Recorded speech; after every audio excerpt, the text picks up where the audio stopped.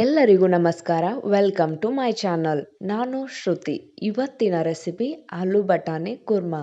ತುಂಬಾ ಸಿಂಪಲ್ ಆಗಿ ಟೇಸ್ಟಿಯಾಗಿ ಹೇಗೆ ಮಾಡ್ಕೊಳ್ಳೋದು ಅಂತ ನೋಡ್ಕೊಂಡು ಬರೋಣ.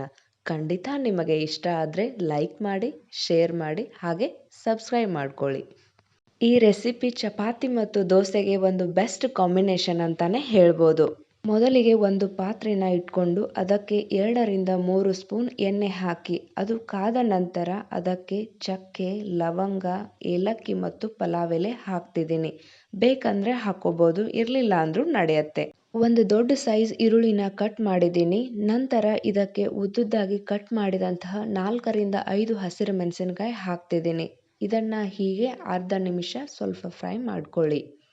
1 ಟೀ ಸ್ಪೂನ್ ಶುಂಠಿ ಬೆಳ್ಳುಳ್ಳಿ ಪೇಸ್ಟ್ ಹಾಕಿ ಫ್ರೈ ಮಾಡುವಾಗಲೇ ಮಸಾಲಾನ ಹಾಕೊಳ್ಳೋಣ. ಅರ್ಧ ಟೀ ಸ್ಪೂನ್ ಗರಂ ಮಸಾಲ, ಅರಿಶಿನ, ಧನಿಯಾ ಪುಡಿ ಮತ್ತು 1 ಟೀ ಸ್ಪೂನ್ ಖಾರದ ಪುಡಿ ಹಾಕಿ ಚೆನ್ನಾಗಿ ಮಿಕ್ಸ್ ಮಾಡಬೇಕು. 2-3 ಸ್ಪೂನ್ ನೀರು ಹಾಕಿ ಚೆನ್ನಾಗಿ ಮಿಕ್ಸ್ ಮಾಡ್ಕೊಳ್ಬೇಕು. ನಂತರ ಇದಕ್ಕೆ ಗಸಗಸೆ ಮತ್ತು ಕೊಬ್ಬರಿ ಪೇಸ್ಟ್ ಹಾಕಬೇಕು. ಇಲ್ಲಿ ನಾನು 1 ಟೀ ಸ್ಪೂನ್ ಗಸಗಸೆ ಮತ್ತು 4-5 ಕಟ್ ಮಾಡಿದಂತಹ ಕೊಬ್ಬರಿ ತಗೊಂಡಿದ್ದೆ.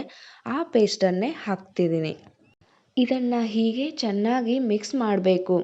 ನಂತರ ಅರ್ಧ ಕಪ್ ನೀರು ಹಾಕಿ 2-3 ನಿಮಿಷ ಲೋ ಟು ಮೀಡಿಯಂ ಫ್ಲೇಮಲ್ಲಿ ಬೇಯಿಸ್ಕೊಳ್ಬೇಕು. ನಂತರ ಇದಕ್ಕೆ ರುಚಿಗೆ ತಕ್ಕಷ್ಟು ಉಪ್ಪನ್ನು ಸೇರಿಸ್ಕೊಳ್ಬೇಕು. ಚೆನ್ನಾಗಿ ಮಿಕ್ಸ್ ಮಾಡಬೇಕು. ಆಮೇಲೆ 1 ಟೀ ಸ್ಪೂನ್ ಮೊಸರು ಹಾಕಬೇಕು. ಮೊಸರು ಹಾಕೋದ್ರಿಂದ ಒಂದು ಡಿಫ್ರೆಂಟ್ ಟೇಸ್ಟ್ ಕೊಡುತ್ತದೆ. ಇದನ್ನು ಹೀಗೆ ಚೆನ್ನಾಗಿ ಮಿಕ್ಸ್ ಮಾಡಿಕೊಂಡು 1-2 ನಿಮಿಷ ಬಿಡಬೇಕು. ಆಮೇಲೆ ಆಲೂಗಡ್ಡೆ ಮತ್ತು ಹಸಿ ಬಟಾಣಿ ಹಾಕೊಳ್ಳೋಣ. 1 ಆಲೂಗಡ್ಡೆ ಮತ್ತು ಅರ್ಧ ಕಪ್ ಹಸಿ ಬಟಾಣಿನ ಕುಕ್ಕರ್ನಲ್ಲಿ 1 ವಿಸಿಲ್ ಕೂಗಿಸ್ಕೊಂಡಿದ್ದೀನಿ. ಮುಂಚೆ ಬೇಯಿಸಿಲ್ಲ ಅಂದರೆ ಅದು ಜಾಸ್ತಿ ಟೈಮ್ ತಗೊಳುತ್ತೆ.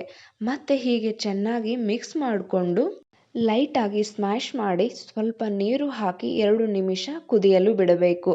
ಕೊನೆಯಲ್ಲಿ ಕೊತ್ತಂಬರಿ ಸೊಪ್ಪು ಹಾಕಬೇಕು. ಈಗ ಬಿಸಿ ಬಿಸಿಯಾದ ಆಲೂ ಬಟಾಣಿ ಕುರ್ಮಾ ರೆಡಿ ಆಗಿದೆ. ಇದು ರೋಟಿ, ಚಪಾತಿ, ಪುರಿ, ದೋಸೆ, ಇಡ್ಲಿ ಜೊತೆಗೂ ಚೆನ್ನಾಗಿರುತ್ತೆ. ಖಂಡಿತ ಇವತ್ತು ಮಾಡಿರೋ ರೆಸಿಪಿ ಇಷ್ಟ ಆಗಿದ್ರೆ ನೀವು ಕೂಡ ಟ್ರೈ ಮಾಡಿ ಹೇಗೆ ಬಂತು ಅಂತ ಕಮೆಂಟ್ ಮಾಡಿ. ಇನ್ನಷ್ಟು ಒಳ್ಳೆಯ ರೆಸಿಪಿಗೆ ಶ್ರುತಿ ಪಾಕಶಾಲೆನ ಸಬ್ಸ್ಕ್ರೈಬ್ ಮಾಡ್ಕೊಳ್ಳಿ. Thank you.